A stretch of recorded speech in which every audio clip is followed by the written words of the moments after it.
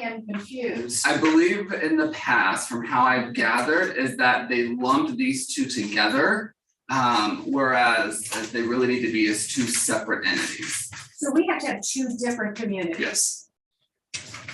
And Well, the the one district wellness is something that's done on the district level, not with so much with the board. That statute for the Comprehensive Health Education Act, that statute is the one that says that the board has to appoint, the local school board appoints a committee. So we should, yeah. so this really needs to be updated. This has Bonnie Almond in it. This has. This is an old. That's the one I pulled off the website. Right. So that was on the website. Right, this is to do with the wellness, that has to do with the wellness and Got it. nutrition and all that. Yeah, that's right. Yeah. Yeah. Rachel So- saying something here.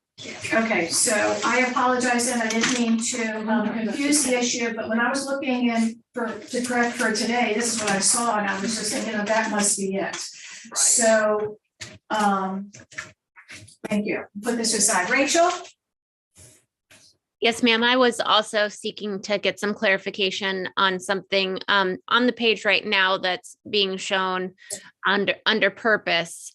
It's stating it has two options. It seems like that local school boards may use the instructional unit made available by the board, which I assume is a state provided materials. And then it says, or local boards may develop their own instructional materials.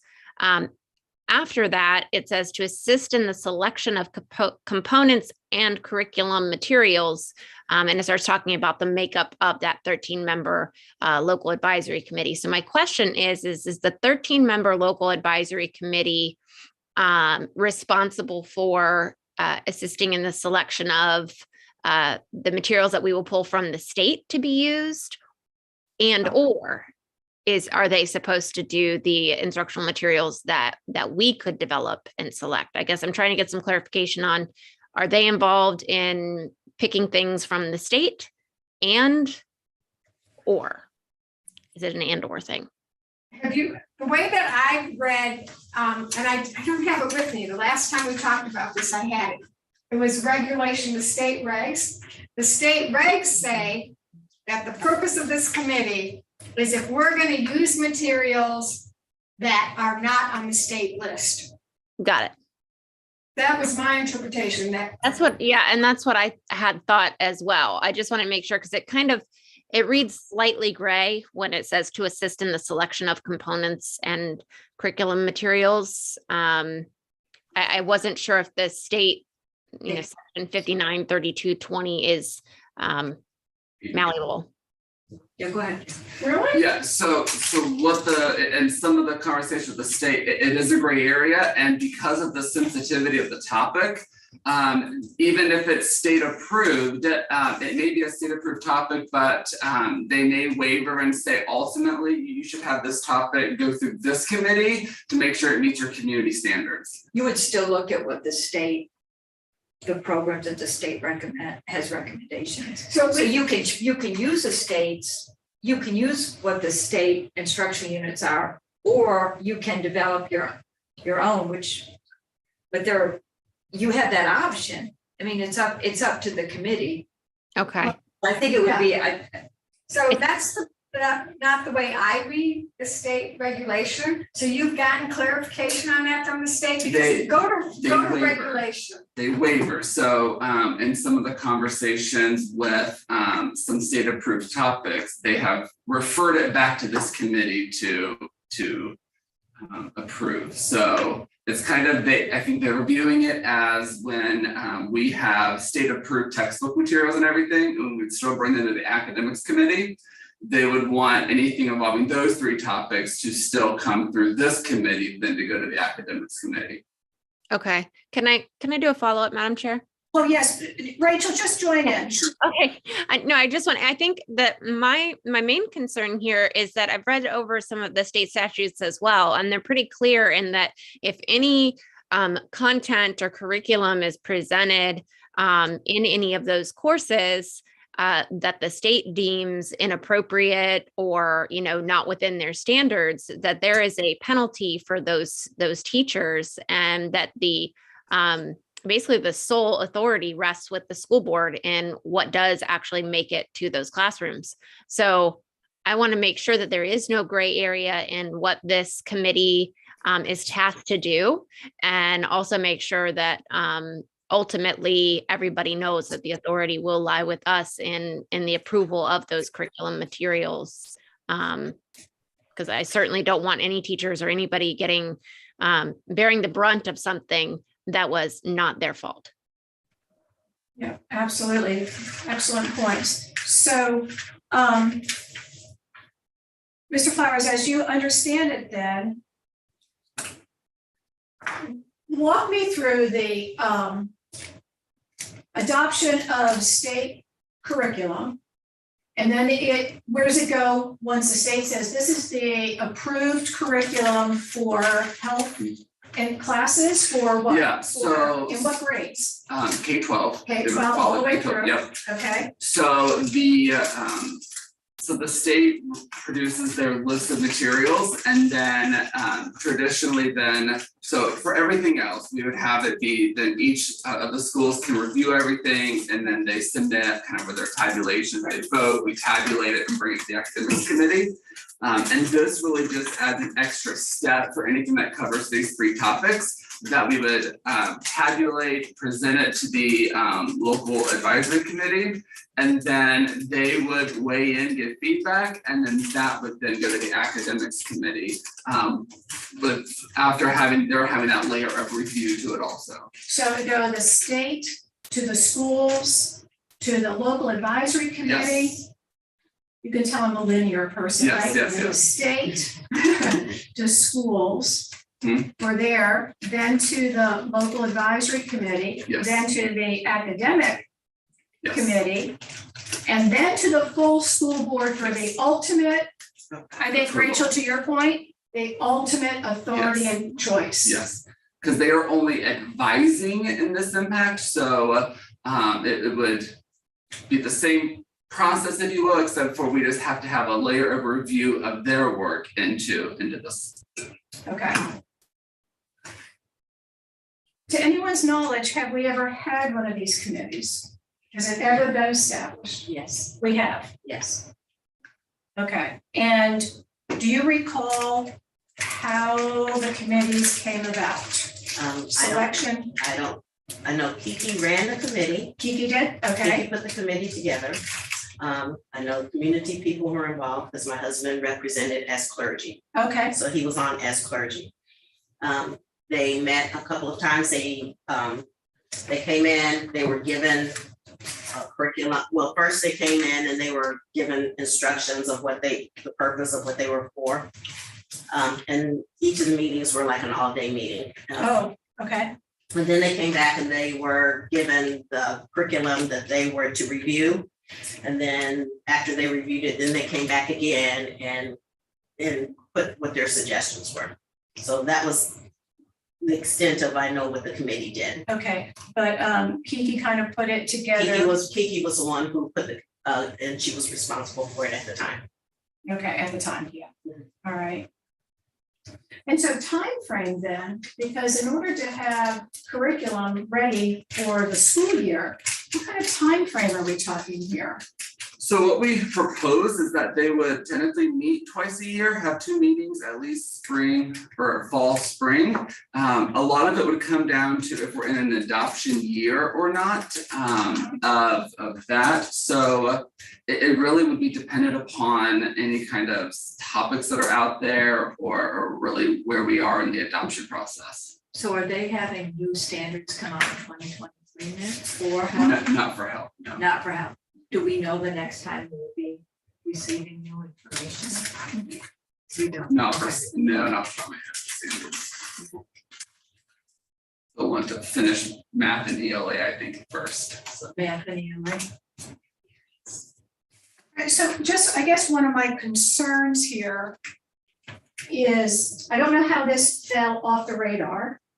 And now it's back on the radar, so as far as it being driven by the board, or is it driven by instruction, is it driven by Kiki, who is, I mean, when she was doing this, she was under. She was not under HR, she was Yeah. under student Student services services. at the time. So. That was under she was under Dr. McCourt, that's when it was going on at that time. Okay, so my concern here is I don't want it to fall off the radar again, so how does it stay front and center? How does it? What do you want the board to do? What do we need to do? So from how I read through everything, each year the board would just have to have at some point in the year that they want to make nominations for this. So I've structured it to where we would ask somebody to serve on it on 3-year terms. And then I would have it structured so we place everybody on like staggering terms, so a third of the board or a third of this committee. And then we would just have a set point of each year that the board would know that, say, in May, they're going to vote on who's going to serve for the next school year or June or however. But I think that's gonna keep it on the purview and keep on the forefront. So then as topics come up, we will be good to go in that sense. Some districts, one year they meet 4 times a year, basically once in 9 weeks. Personally, if there's not some hot topics, I don't see a need to convene it 4 times a year if it's not needed. So I just kind of went with there'd be at least 2 meetings. So the purpose, here's the regulation, state law, the purpose of the committee is to select materials, to be involved in the selection process. So if there's no materials being selected, But don't they typically stagger the age groups? Don't they typically, or is it usually? Potentially, or you would have courses and like CTE may end up needing to be reviewed because something's coming up in their world, or. You mean like even like in nursing, if they have a family life section of nursing in CTE, then it would go through this committee? Yes, Potentially. that potentially, yes. So Kathy, I'm reading the state law very differently than, and so I assume you've been in contact with the state because it says section 593230. Local school boards to implement comprehensive health education guidelines and restrictions. And then it says under 7B, local school boards may use the instructional unit made available by the board, the state board, pursuant to 593220, or local boards may develop or select their own instructional materials addressing the subjects, and there are 3 subjects: reproductive health, family and life education, and pregnancy prevention. And then it says to assist in the selection of the components and curriculum materials, each local school board shall appoint a 13-member local advisory committee. So our job is to appoint the committee. And I guess, I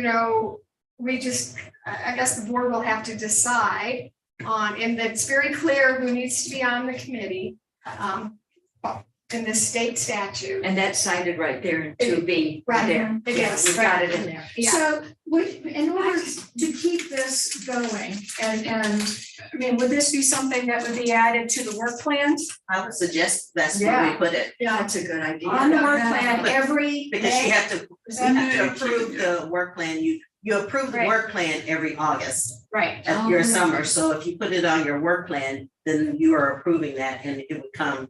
So it would show up and say selection of local Right. advisory committee. Right. Yeah. And otherwise it's gonna just very fall. Yeah, and I think a parent brought it up this year when there were some questions.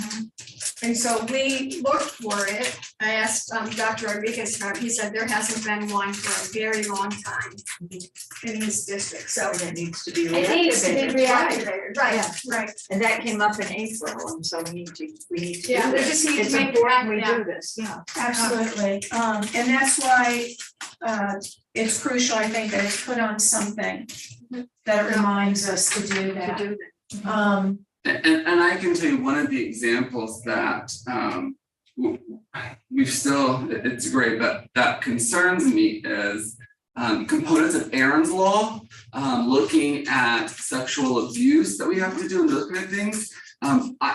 Originally, we did not put it under the purview of this committee because of it, it's not dealing with reproductive health. It's not dealing with those three topics. But when a question was reached out to the state, their response was, well, everything for Aaron's Law needs to go through this committee. So that was my concern, that the state is basically lumping things. So yeah. Because Aaron's Law is non-negotiable. Correct. You can't opt out. Correct. The parents cannot opt out. Correct. And the state says who we can use to give the, They have a list. they have a list. But yes, when Wendy had reached out to them, they had said, their response back was, we go to this committee, and I'm going, oh, this Wow. committee, I wouldn't put it under this committee because you're not hitting one of those three topics, in my opinion, health. Yeah, Rachel? And Yes. right. You guys are kind of getting into what I was gonna say is, even though we might not have any modifications being made or any curriculum coming forth from the state, we do have to deal with the stuff that's we're using right now. If it is that this 13-member committee is supposed to review things, so and to the point about the Aaron's Law stuff, I know it's not negotiable and that we can utilize certain entities for that, but I don't know if that absolves us from any type of review of what that's going to look like, especially if they're telling us that Aaron's Law and that content is lumped into this committee.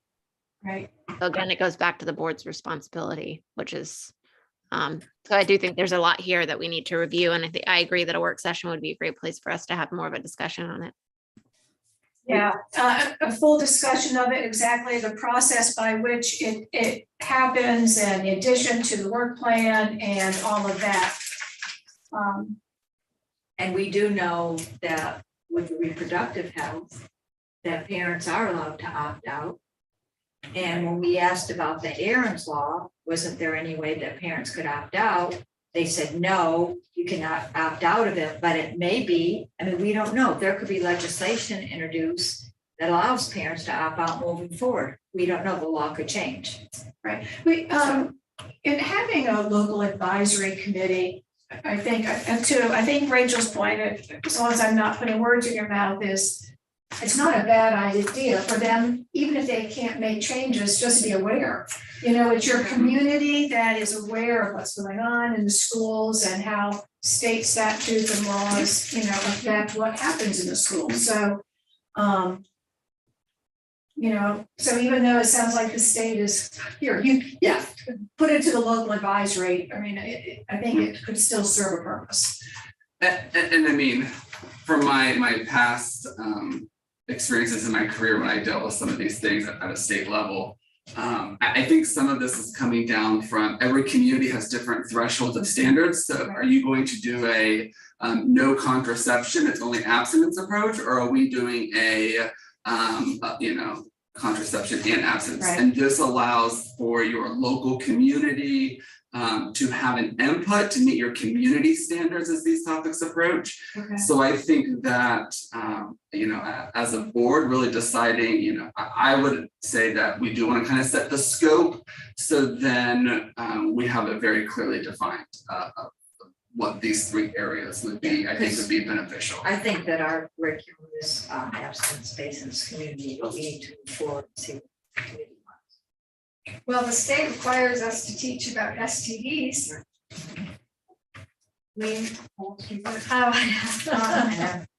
So would you say that again one more time? You're asking, you want to know the scope of, from what the board thinks the scope is, or what this local advisory committee's? What are you asking right now? It's a board committee, Something so different, so I think as I'm hearing the conversation, it may be beneficial then at a work session that we clearly define the scope, that of these three areas, what does this look like? That way everybody's clear on these are the topics that would come before this committee, versus going to the academics committee then.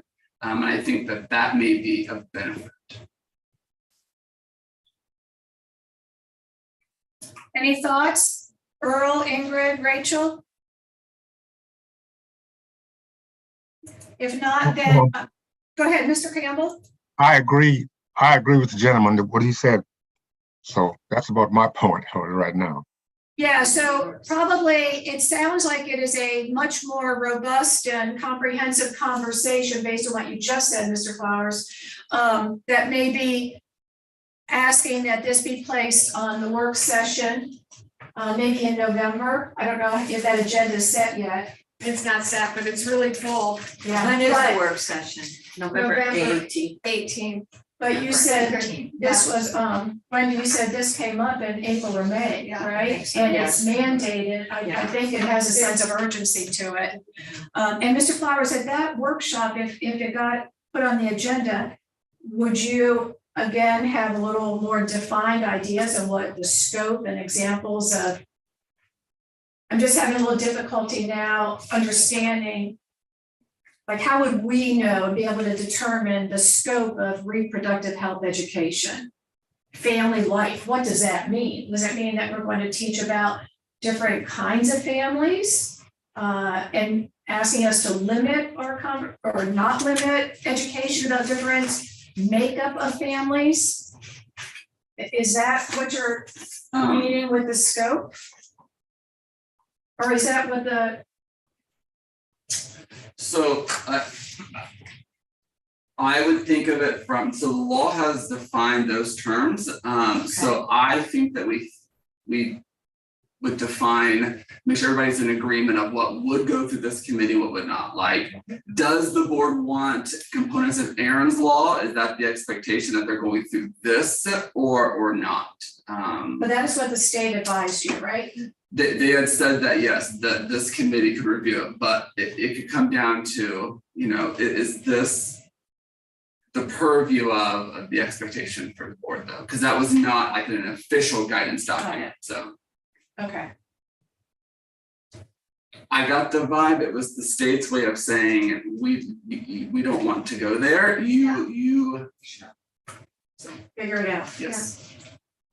Okay, so Rachel and Kathy, I am hearing that more conversation and diving into this is necessary, and that a workshop would probably be the best place to bring this forward instead of any recommendation coming out of the policy committee. Yeah, I think the only recommendation we could make is that committee definitely needs to be formed. Yes. And it needs to have these 13 members.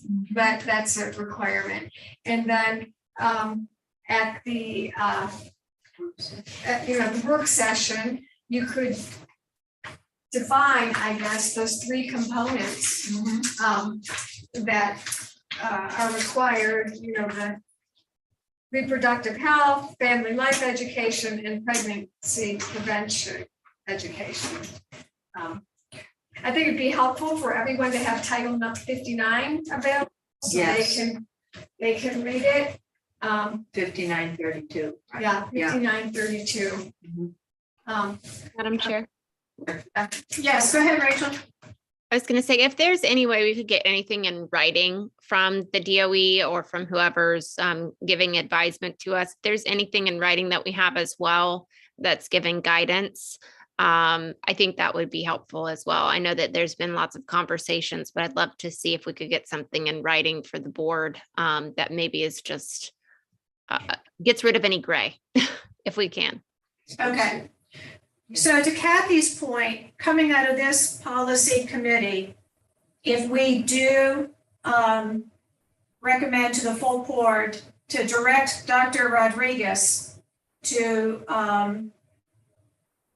assign someone, I'm not gonna say Kiki, but someone to to get this committee started comprised of those 13 members, at least that's a start. And Mr. Flowers is working on it already, he's working on it. You got some, are you? On the committee members? I can't fully officially promote it until I have a governance document that we are green lighted by the board, so. Do you agree with the bylaws? Yes, so it's one of those that, you know, am I good, you know, what are the parameters, and then, you know, people will then ask, well, what's my responsibility?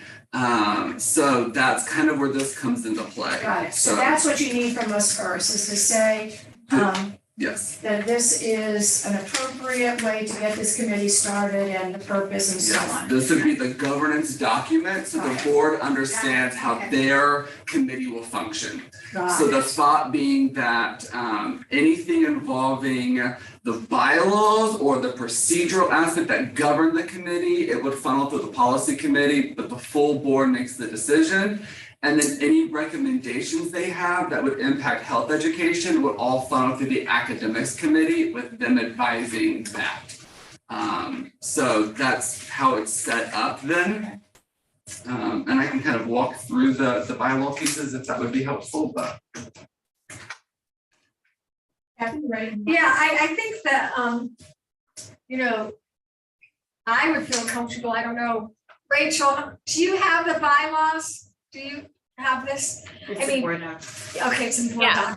So, I mean, this is just establishing the committee and not talking about the content or what will be. So if this is a first step, I think it, you know, if we want to walk us through it, I feel comfortable, you know, we could recommend this to the full board, that these are the bylaws, and that the work session, you know, needs some more work. I think, you know, in chapter 32 of Title 59, it definitely defines what reproductive health education means, what family life, it's specified in there, so that would be helpful too. So, Mr. Flowers, why don't you just walk this through, and then if the majority of the board, of the policy committee members here agree that it's sufficient enough to move forward with making a full recommendation to the board to accept these bylaws, then that's when the committee can then officially start. Got it. Thank you for that. So go ahead.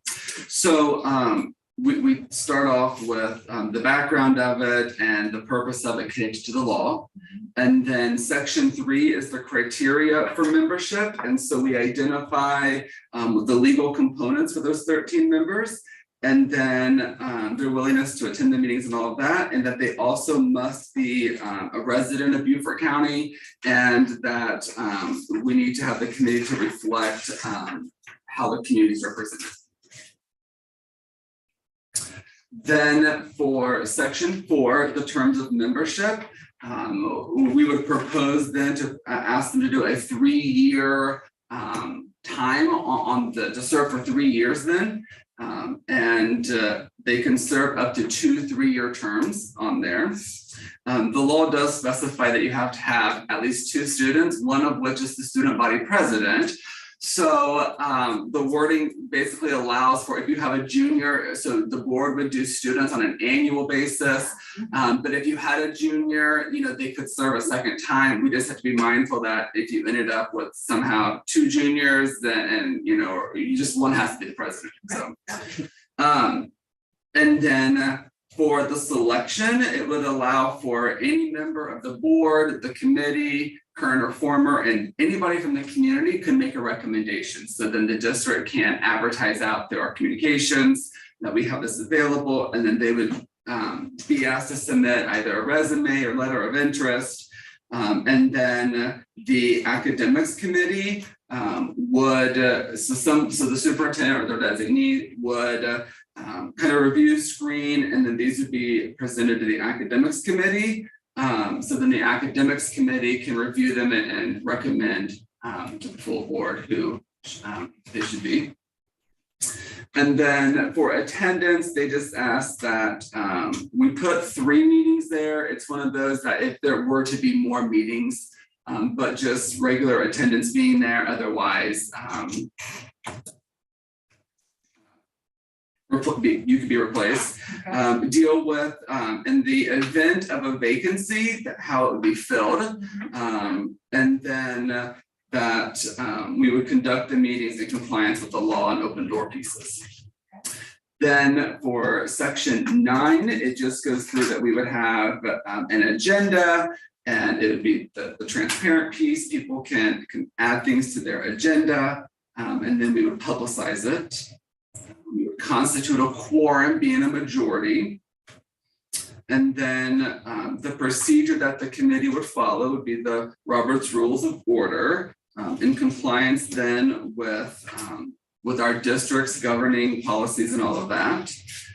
At the first meeting of the year is when we would review the health education law, these bylaws, the checklist for review of the materials that would be used, and then just a roster of who's on the committee. Then we would have a public comment that allows there, so just outlining those pieces.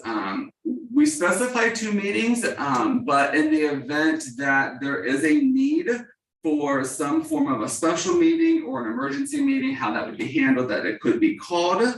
If there were to be any changes to the bylaws, they would come through the policy committee of the board. And then we do identify 2 officers of the committee. You would have a chairperson and a vice chairperson. And then we outline the duties of the chairperson, which is basically to run the meeting, facilitate the meeting, finalize the agenda. And then the vice chair would serve in place of the chairperson if needed. And then the executive secretary of it would be the board's executive secretary, so it'd be Robin. She would serve in that role just to maintain the minutes and all of that. Yep, ensure that everything's being posted and all of that. And then the final 2 sections really just outline the duties of the members to attend and be knowledgeable, make sure that they're working as a team for the betterment of children, and then kind of those rules of conduct for how it would go. And we looked at some other districts and they would post on the internet to let the public know that there were positions available if you wanted to apply, so that they could submit their resume if they wanted to participate. What I see it as is we would do like a digital submission form as one option, or they could bring it in if they would prefer not to do technology. And then we would work with communications of plastering it out there. That way it's fair for anybody in the community that has an interest in here can. And then I think that it would just also be some legwork on the back end to make sure that we're satisfied. Like we would need health professionals. So it may need to be strategically speaking with the hospital to, you know, to be interest. So. Okay, so then from us though, you would like a motion to recommend to the full board approval of these bylaws. And then the next step would be, once that happens, coming to the work session to answer any more questions that the full board might have. Or I'm wondering if we bring this to the full board meeting on the 1st, do we have to have it at the work session, or will the questions emanate from this and then once the committee gets going? Do you see what I'm saying? I think Rachel has a question. Rachel, I have an idea about that, but yeah. Thank you, Madam Chair. I think this looks great. The only suggestion, and it may be in there, I just missed it for some reason, is to have there be some type of catch-all in there that is members of the board understand that they full authority rests with the Beaufort County School District Board of Education in regard to anything that comes out of there. So any recommendation, they're just making recommendations. We subsequently approve everything. It might have been in there, but I wanted something very concrete on that so that the members are clear on that, and that also the public is clear on that. Yeah, very good We'll point. put that in there. I think Thank to you. have that in black and white is really important. I do Yeah, too. it says they are selected by and answerable to the board in the first paragraph, but I still We could say think, the bull has full authority for, yeah, Yeah, that right there. they are a Okay, advisory committee. okay. Yeah. Kathy, what was your idea? Well, my idea was, so I do think, I don't know, I'm wrestling with myself a bit. I do think there should be a defined list or some criteria that have to be met for items to go before this committee. That whether, so it's like, okay, if we're selecting, we're review, if we start out just by reviewing the materials in these 3 areas and just say, that's it, that's the purpose of this committee is to review materials in the 3 areas, and I guess we include Aaron's Law in that because I don't know. So you're saying do it at a workshop? Well, I don't know that we have, I guess what I'm thinking now is I don't think we need to get into the weeds in terms of what the, I agree. just say that the purpose is to review materials in these 3 areas. Hmm. And Yeah, and if the State Department's guidance tends to ebb and flow, so, if one, this is referred kind of back to ultimately, the full authority is with the board, so they may advise and how it touches, but. Right. Okay, I just want to be clear. So are you suggesting now that we don't really need to do it at a work session because Mr. Flowers has made it very clear about this is step 1 right here. Get this going, get the bylaws in place, and then from that, that would be my recommendation at this point. Rachel, what do you think? I don't see how it would hurt to have this discussed in some capacity, either at a regular board meeting or at a work session, just so that everybody's, I know it's going to be in your committee report, but I do think it's really important that board members, and especially with an election coming up, we're all aware of what are the different things that we're responsible for. And this is a very big one, in my opinion. And one that in the 3+ years that I've been on the board, I hadn't heard of, until April of this year. So I really do think that's an important conversation that we need to have, and we need to emphasize it. okay, so I'm going to make a recommendation that you or Kathy make the motion that we bring these bylaws with our approval to the full board seeking their approval. I mean, I said it before, and anyway, and then also recommend that we do put on the agenda for the workshop because this will generate a lot of questions. and then you'll have new board members, maybe that will come to the, even though they're not in office, they may be coming for education purposes. Exactly, because it'll be post-election. Yeah. Right, very good thought, Wendy. Yeah. So do we have a motion to Someone, I move that the policy committee recommend to the full board approval of the bylaws of the Beaufort County BCSD Health Advisory Committee? I move that. You move that? I'll Okay. second that. Rachel seconds it. Okay, any more discussion about it? Not for me. Okay. All right, so all in favor? Aye. Aye. Aye. Right, unanimous. Okay, Mr. Flowers, thank you so much then, and for all the conversation leading around to this. So what the plan then is that we're going to vote on this on November 1st at our next board meeting. Recommend to the full board to vote on this, approve it. And then we're also going to add it to our work session November 18th to have a little more conversation about scope, purpose, all of that type of stuff. Would it be, sorry. No, I was gonna ask, so is Nick going to take back and add in the wording or clarification to, I'm not gonna put this document in, I'm gonna put the revised document of clarifying language that Rachel put up in board docs, because that's the one that you're recommending, That is correct? absolutely- Okay, And we can that's put what I'm that asking. right at the beginning, could we just say the board has full authority and full and final authority for Right. approving all curriculum, but it's at the very beginning. Right. And their background, does that sound good to you, Rachel? Yes, ma'am. And that was very Thank you. important, so we'll add that. So that's the one that we, That's the one that's gonna go into board docs. And then we'll send it out if y'all have an edit or something. Okay, We should be able okay. to get that. I think we understood what Yeah. Rachel was saying. It was a good point. excellent, and Thank thanks you. for bringing that up. Okay. Okay, you were saying? So I just want to make sure then for the work session then, my thinking is, if I'm hearing correctly, that we'll have these bylaws, but I will review what the 3 terms are and how the law specifically defines them.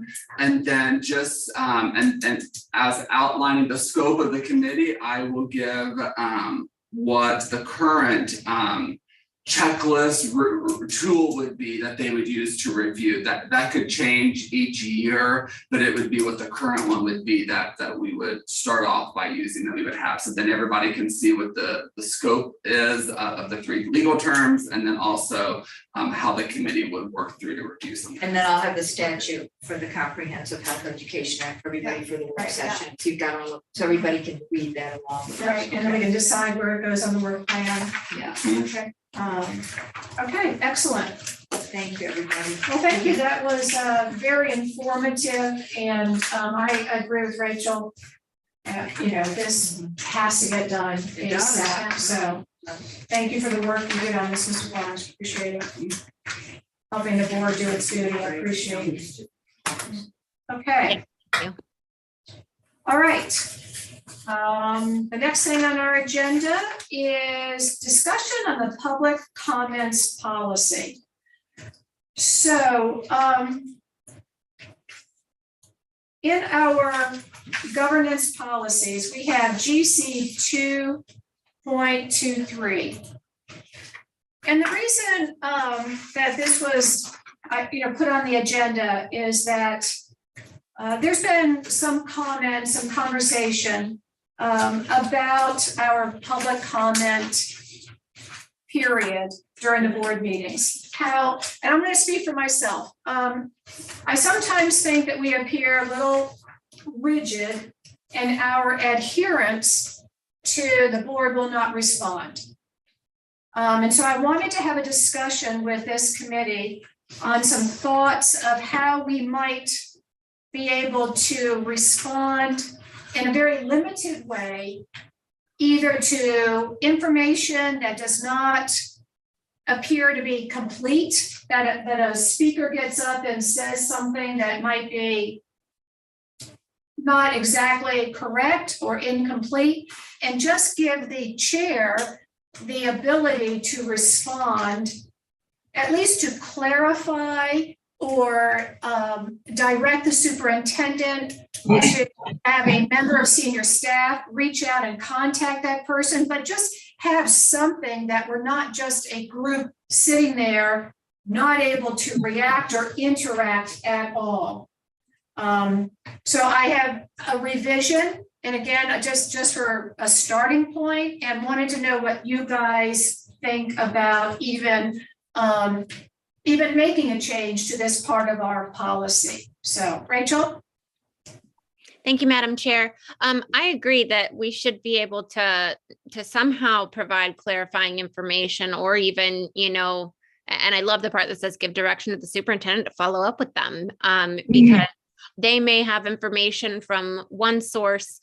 My main concern with this is the subjectivity that could come into play, and that's simply if someone is speaking from their lived experience, and we don't, the chair may not know the full context of the story or both sides of the story. So I just want to make sure that if it's very factually based, if someone gets up there and says the sky is blue, and the chair says, no, it's red, because the chair sees it's colorblind or something. I guess I'm trying to give an example of that. It could be subjective, Right. and not based on all information from all parties. So I just want to make sure that there's some way to ensure that if the chair is going to respond, that it doesn't become some type of, well, he said, she said, back and forth kind of thing. Right, so what you see in blue is just a starting point for words to maybe make this change. If you have a recommendation, first of all, Rachel, if you think it's a good idea to even have that, secondly, help you change this GC 2.23L.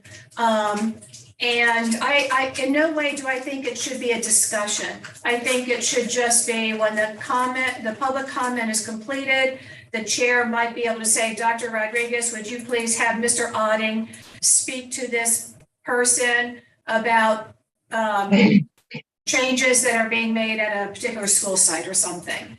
And I'm just trying to think of an example from one of our recent public comments.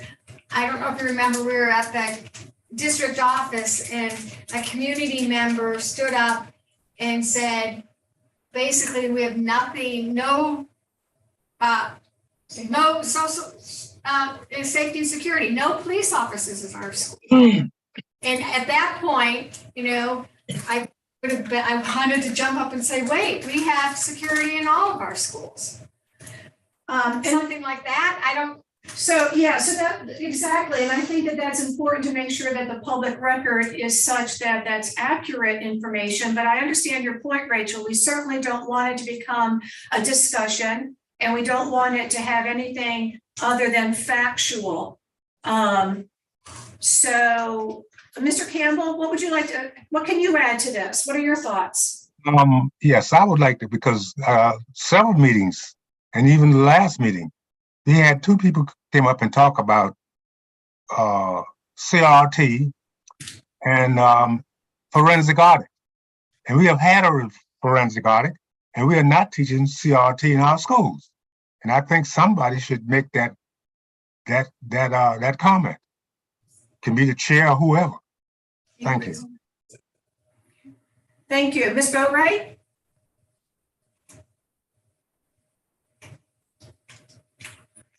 Ingrid? Sorry, I had like 3 mute buttons and I had to figure out the right sequence to unmute things in. Yeah, I have a different take on public comments than I think the rest of the board. But let me tell you what my concerns are. I think it's perfectly appropriate to acknowledge the public comments, to say we will follow up with you. But I think once we start opening it up to comments, we are going to start getting into a back and forth. It's going to become a discussion. And to me, public comments, it's 3 minutes. I mean, traditionally public comments are, if you have something on the agenda, like if you're county council and you're talking about something to build a road, and one of the property owners wants to come and publicly say why they are opposed or against that agenda item. We have kind of expanded it under FOIA to sort of be, if any person of any inclination wants to come up and say anything remotely related to the school board, we will accept those public comments, and I'm okay with that. But the problem is, you guys, I think we need to think through, just like Mr. Earl Campbell just said, we're not teaching CRT. That is a dangerous ground. That is an argument, a discussion, defining terms. What do you mean by CRT? Then they come and they say, well, here's an example of what we consider CRT, and now the board is committed purge. Like, I feel like we're going to get into some very sticky areas if we actually engage on public comments. And to me, if someone has a concern about, hey, there are no police officers at the school, that's an email. Public comments, in my opinion, should just be, I want to provide 3 minutes worth of input for you guys to consider. Like I said, traditionally as part of something, an action item on the agenda, but like I said, we've expanded it. And I hesitate, and I would just say, I can see this going really poorly because we won't know where to draw that line between when they say, well, we don't have police officers in every school. And we say, oh, yes, we do. And then we have to backtrack and say, well, we have resource officers and security officers. We've got, you know what I mean? Like, it just becomes a thing. And that is not something the public should really be able to do in a business meeting, right? Is to engage in dialogue, to ask questions, to have question answers, to have their opinions, their assessments challenged by the board within that 3-minute time frame. So I know I'm kind of in the minority there, but I've seen if you guys watch board meetings from around the country, that I do that. I have a lot of friends on school boards throughout the country. The wheels can come off the bus really quickly when we start on this. So I am fine with not sitting there stony faced. I am fine with saying, we have heard your concerns and we will follow up with you. I hesitate to start correcting people. I hesitate to start answering questions. So that's sort of my 2 cents. Yeah, no, very, very good point. Rachel?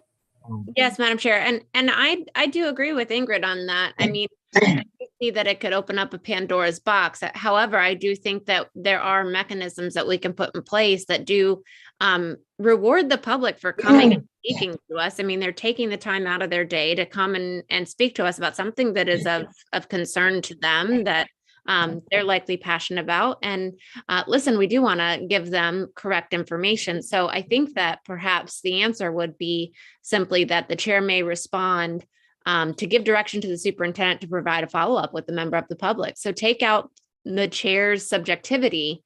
Our sole employee is the superintendent. So the chair simply could say to the superintendent, please follow up with this member of the public to answer their questions. To Mr. Campbell's point, where he mentioned the forensic audit, we could provide a copy of that to that individual. And if they had further questions, they can continue to probe and ask.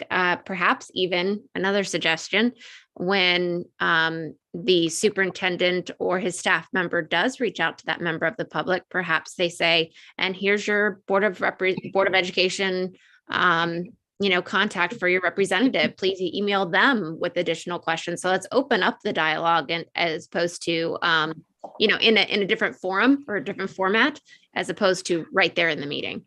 I just think those are some ideas off the top of my head. Yeah, I think that's a good suggestion too. Earl? Yeah, my reason for saying what I did is because for the last year now, since the first part of the year when they came and talk about CRT, and they keep going over and over. And if you keep saying the same thing, you got some folks out there gonna keep believing you. Believe that lie. And that's my concern. And they know they're lying. They know that. But Right. Whatever, we need to do something. We need to get control of that, because you cannot have people come up and saying the same thing meeting after meeting after meeting. Thank you. Thank you. So Ingrid, your hand back up? I didn't put it down, but I mean, I concur with Dr. Wisniewski, and I think Ms. Fredericks, you do an excellent job of that when you sort of sometimes, when I'm struggling to come up and you say, what I hear you saying is, and then take action on that. I think encapsulating what they say, I understand the desire to counteract when people say something that we do not believe or know to be false, but I don't think that's going to change anyone's behavior. I don't think that's going to mean that suddenly they're going to be like, well, oh, okay, you're not, I'll just stop talking about it then, because that's not really the point. And again, I think getting into a back and forth with members, especially because we don't require them to submit a lot of boards require you to submit 24 hours in advance your topic, so that there can be some level of preparation. We are kind of going to be on the spot, on the fly, and I would rather have someone coming up and repeating something that is not true, rather than it coming out, oh well, the board lied because they said we weren't doing this, and here's screenshots of this, or here's my kid's homework assignment, and this, you know what I mean, like that. I think that is a more a discrediting thing to the board. So I would echo Dr. Wisniewski. I would say, let's say, okay, so-and-so, I hear that you have concerns about CRT, and we are going to have staff or your board representative follow up with you, because this is a board business meeting. This is not sort of a public town hall, Right. Okay, Robin? The board one of the boards in the past, they had what they called a fact check. So the example of when a community member brought up that we need a forensic audit, then at the next board meeting, the, was the vice chair at the time, would sit there and say, and it was just fact. If we say of the audit, he would say, forensic audit was held on such and such and such and such. And that was just a fact. There was not a back and forth discussion, but if there were things like if security, if someone made a statement in public comments, either asked a question or made a statement that was untrue or that could be clarified, then at the next board meeting, it was fact checked. It was said that this is what, a forensic audit was held, blah, blah, blah. That was the only statement. So it wasn't a back and forth, but it was, the board went on record to correct the misinformation. Right. Okay. So, I mean, obviously, it's been an ongoing problem, and that was a solution at a time. Right. My intent for even recommending this was so that the board didn't sit there stony-faced and not able to even look human to someone that is giving their time to come up for public comment. So I threw these ideas out there for this discussion, and I greatly appreciate everyone's thoughts on it. I personally would like to give the chair only, the opportunity to at least respond after each individual commenter to say, thank you for your comments. Dr. Rodriguez, would you please have Dr. Stratos follow up with this public comment about whatever, instead of the way the policy reads right now, neither the board nor individual members will respond to speakers during public comments. So I would like to have it some leeway. If we were to take out, as Dr. Wisniewski recommended, the part that said, however, the chair may respond to, beginning with comments and ending with or. So it only read, however, the chair may respond to give direction to the superintendent to provide follow-up with a member of the public. Is that anything that this policy committee could get behind to recommend to the full board for a change in policy? I could certainly support that. The chair may respond to. Would you like me to make that motion or that amendment? Yes, if you'd like to make an amendment for that. It didn't have to be an amendment because you haven't even done it as a motion. Okay, so I'll make Motion. a motion. Yeah. So I move to add the following language to GC 2.23L. After the second sentence, to read, quote, however, the chair may respond to give direction to the superintendent to provide follow-up with the member of the public, end quote. So Rachel, that would also mean taking out of policy the statement, neither the board nor individual members will respond to speakers during public comments, correct? The original is above that, and it has that one sentence that says no one will respond. I think, so I would either be in favor of taking that out or say, however, like the language that I just used, say only the chair may respond to give direction, blah, blah, blah, blah. So then that way it's clear that other board members should not speak. Only the chair would be allowed to speak, and only in the case of giving direction to the superintendent. Yeah, I like that. Yeah. You like that, Kathy? Yes. Yeah, that, you're right. Okay. So then, are you leaving that second sentence in the original? What starts with either? It would be to strike the second sentence in the original GC 2.23L and replace with the prior quote.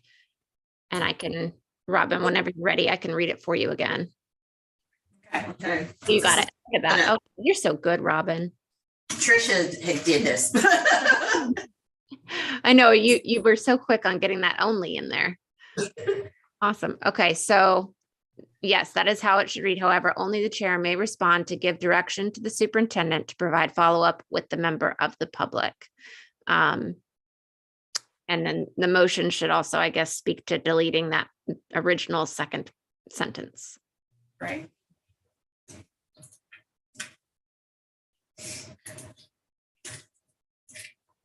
I feel it's important that there is some ability for the chair to humanize the board a little bit to the speaker. I do think they do still, our policies require that they be acknowledged after.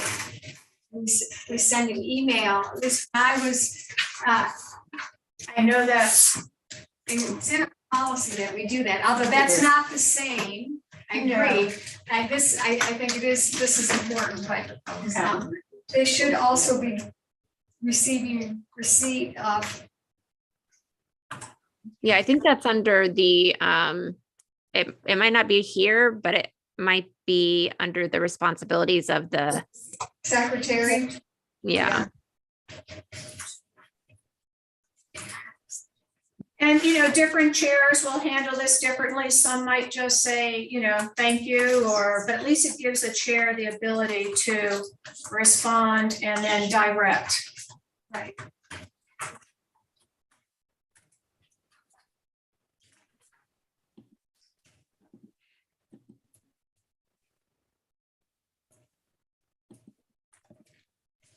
Ms. Fidrich, sorry, can you hear me? Sure. Um, Go ahead. The only thing, and this is a dumb thing, but I could see it coming up, I would say add the word presiding, because if in the event the chair is not present, it might cause, I don't know, maybe it won't cause any confusion. What if the chair is not present, then? Like if the vice chair is chairing the meeting, I don't want it to be the vice, you know what I mean? And I don't know, like I said, I may just be nitpicking. And I don't care, it's not something strong, but I thought if you wanted to put whoever's the presiding chair. Okay, Dr. Wisniewski, it's your motion. I'm indifferent. If it would give clarification to future board members, that's totally fine. Okay, excellent. Thank you, Ingrid. Can we add that in? Only the presiding chair.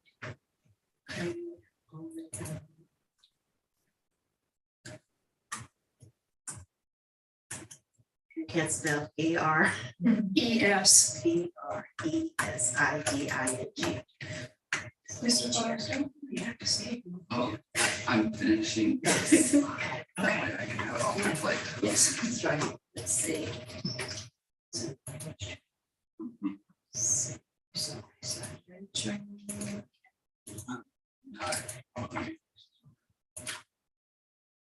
I move that policy committee recommend to the full board changes to policy GC 2.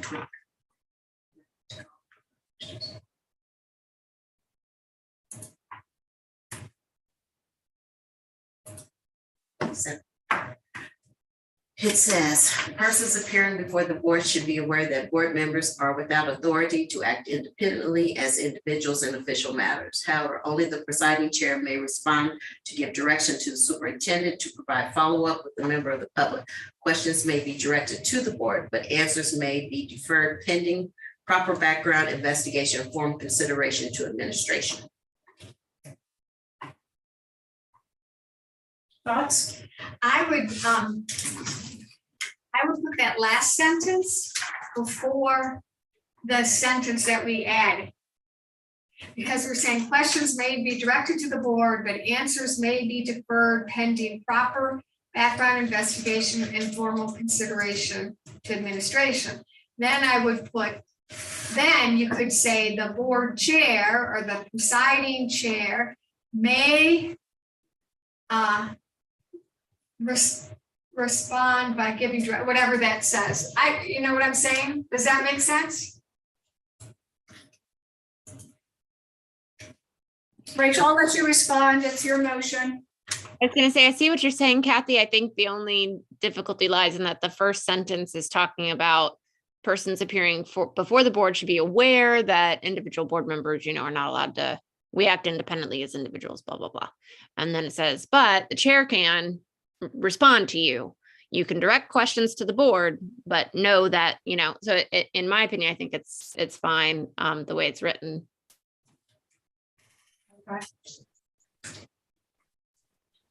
Okay, Any other discussion about this? Ingrid's hand up. Raise your hand back up. No, last time she said she had to. Oh, okay. Nope, sorry. Sorry, Okay. it's hard to do here. Yeah, I know, I'm sure.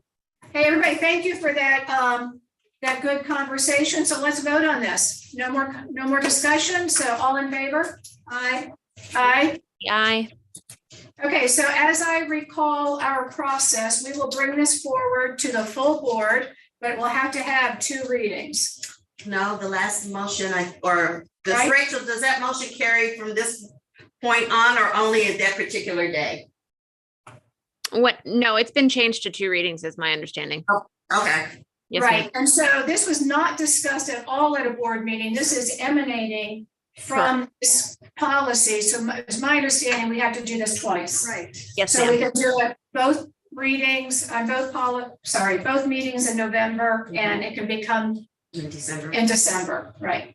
Okay, the next one is about announcements. Now, this was something that my limited recall is David was interested in having some clarification on the announcements part of our agenda. And so we added this to today's agenda to have a discussion on what everyone's thoughts are as far as the announcements section. Is it somewhere? He wanted it defined as what would an announcement be. Right, so somewhere we had, I thought, where you had to have it in writing to the chair 24 hours in advance. I couldn't find I that. couldn't find it. I don't know where I it don't is. think, No, you know what? I don't think we ever put it in writing. It was back when we were first on the board Yeah, and there was it was John Joanne John time. and Joanne time, and they felt that, you know, you couldn't just make an announcement. I think that, you know, you can't use school board time to campaign. That's all I'm gonna say. yeah, no, and so what constitutes an announcement? Some of my thoughts on this are that, again, I'm trying to humanize the board a little bit in that I think there should be a time during board meetings where board members can say things about their districts. Okay, this is the only time that we get to perhaps say what's going on in their district without campaigning, right? But, you know, what if it's like, I know on Saturday, this past Saturday, although I was unable to attend, I was in Florida, but there was a Sheldon community meeting and we were all invited. That's kind of important information for the board to know. And at what point during the meeting does anyone get the chance to talk about what was going on in their district? And so I just didn't know, and here's my recommendation, just for discussion purposes, should announcements be changed to board member comments / announcements? And do you guys think it is appropriate that there be a venue for board members to make comments that are not necessarily germane to that? I don't know if, again, it's opening a can of worms, but so exactly, when would that information about that fabulous community gathering come out? Now, maybe it only should happen on Facebook, or maybe it should only happen in a newsletter, but I just wanted to bring it up. David brought it up. I didn't just say that. Oh my gosh. David wanted it to be brought up. So what are your guys' thoughts? If I may, Madam Chair. Sure. I'm on the fence about it, because I do see how it could be hijacked very easily. I know that being a Bluffton representative, there are a ton of schools in my area that are having just this October trunk or treats, and you know, there's all kinds of fun amazing things happening at all of our Bluffton schools. And I want people to know about it. So I try to share it on my Facebook pages, to get the word out on it.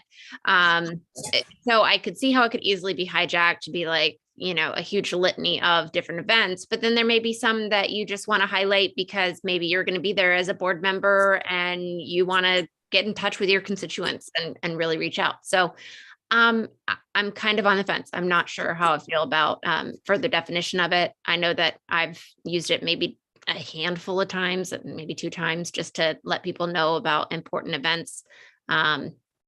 But I think that it should also be, if we are going to define it, we need to make sure that people know this should be brief, short and sweet. On October 10th, there's going to be XYZ at, this rec center at this time, period.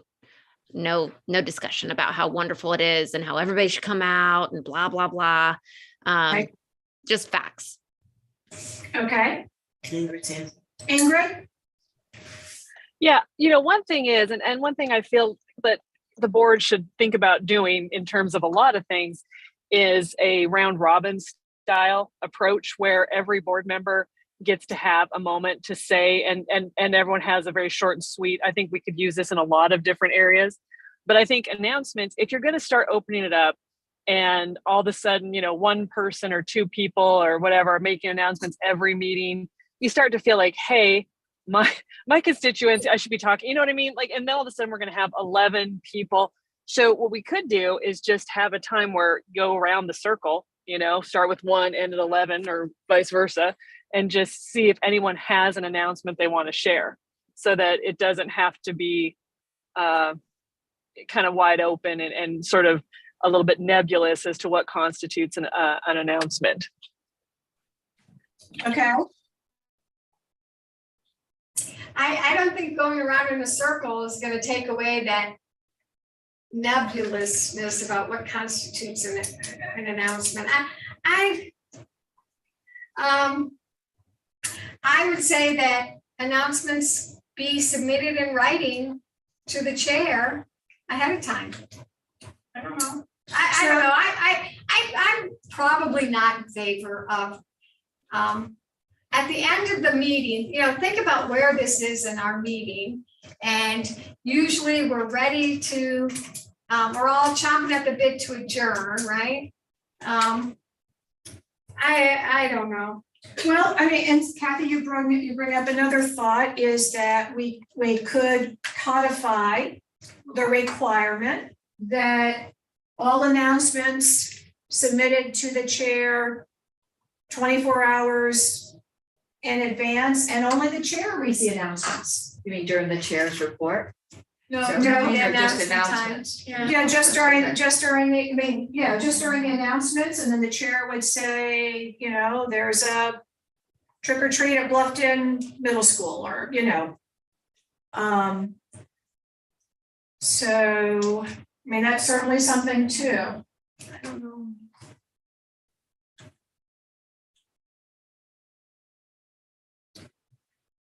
I know, it was asked to be on one of these agendas, and we certainly could bring it back next policy committee meeting, and we could kind of ponder it more and think about it, or leave it the way it is. Do we put guidelines, like an announcement has to be regarding a student event, or, a student or teacher award or something like that? I don't know. Or do we just leave it the way it is? And I don't think it's abused. I don't think it's abused often. I think, like you said, it's the end of the meeting, and if everybody has a 2-minute, that's an extra 22 minutes added to the meeting, that staff is still here listening to announcements. And even though some of us don't have to get up at 5:30 every morning to get to work, some people do. So Can I ask a question? Do we have to have announcements? Like, have we ever defined, like it's nebulous. What is the purpose of announcements? Because we already have like points of celebration and different things like social Yeah. media. So can we just, I mean, why don't we just nix it? Do we have to have it? I mean, that's a thought too, just get rid of that part on the agenda, but it is actually in our policy book, Ingrid, where it's GC 211D15. Where it actually gives, you know, how it falls in the agenda. Right, but I don't think there's a requirement through the state or, I mean, I think we'd have to change the policy and say, and just remove that from the order. You know, from the order of business or whatever that, I don't have it in front of me, I apologize, whatever they call that. It's just a thought because I've never really understood why we have announcements at the end. I don't know what the purpose was.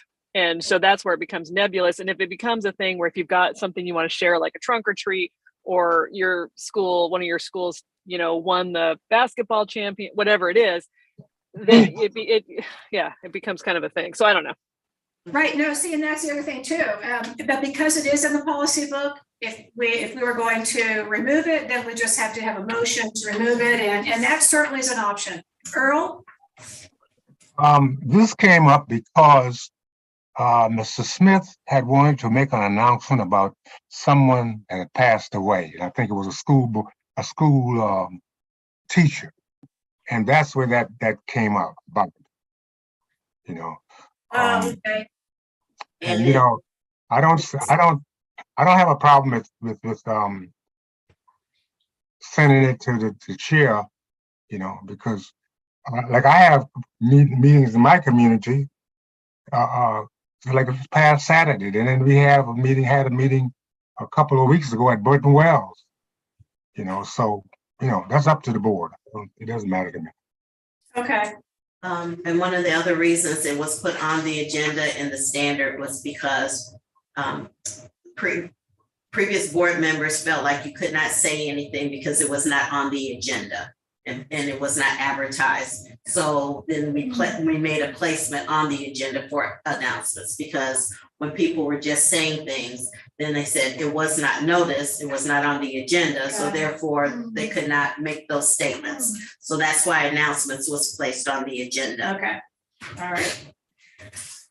Well, it doesn't sound like this is a hot button topic necessarily, so how about we, at this time, don't do anything about this, and we can bring it up on a future topic if so desired, but this has been some pretty good discussion to find out that it's just, I don't think there are any strong feelings one way or the other. No. With that, Rachel, would you be okay with that? Yes, ma'am. Kathy?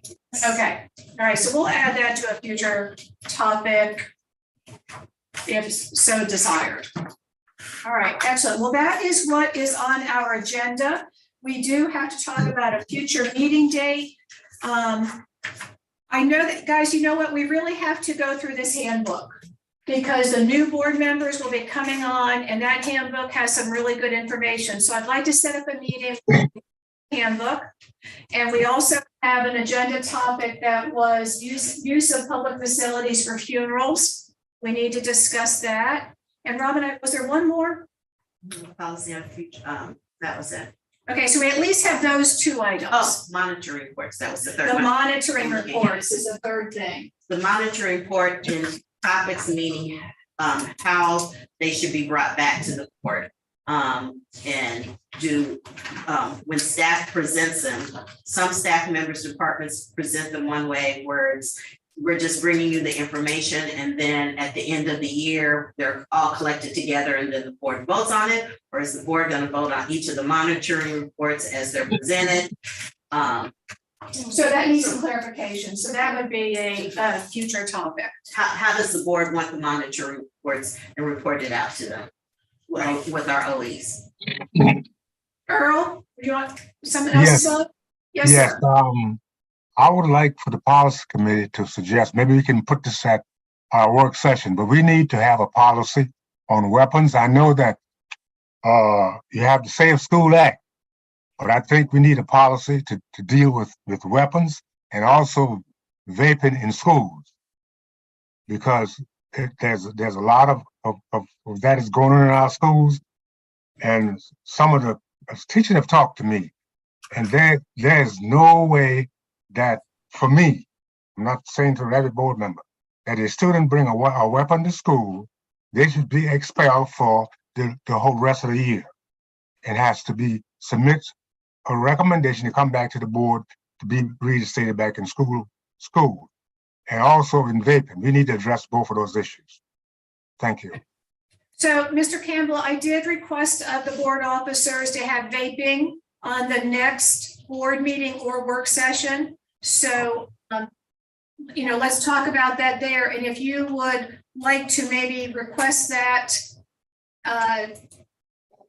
during, one of those sessions, and then it can be sent to policy to develop a policy. Okay, that'll be fine. Okay, that'd be great. Thank you, sir.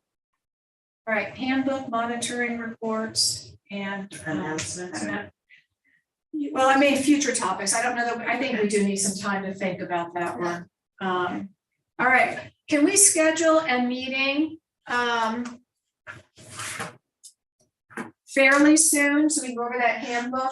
I mean, that's the major one, I think. And I put the handbook in board docs so that you could see what the handbook currently looks like. And then I have other documents to talk about. So let's see where that handbook is under where it says discussion of public comments, policy actions. Handbook is placed there in board docs. So And there are just a Then look few, at- there are a few items that are on that last page in the handbook that needed some direction. So those are the things that we will address. All right, Kathy and Rachel, when would you be available for another policy committee meeting? So I am out of town coming up. So the next Monday that I'm available would be November 7th. Okay. I would be available on the 7th. Okay, what time for Kathy and Rachel? What time's good for you guys? Same time? 1 o'clock? That work?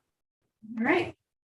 And then we know that on the agenda will be handbook, and we'll get some more clarification on the monitoring report, so it makes it clear what we're asking, okay?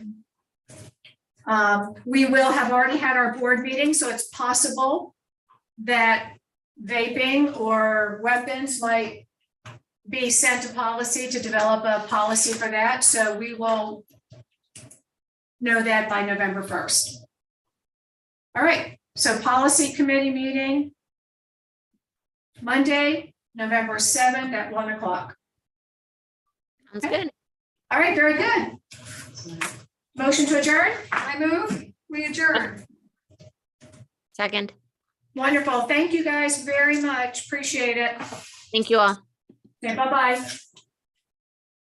Tricia, when did you send something asking about baby? Let's see. Yeah. I sent it like about maybe 10 days ago to all the officers. Let's see.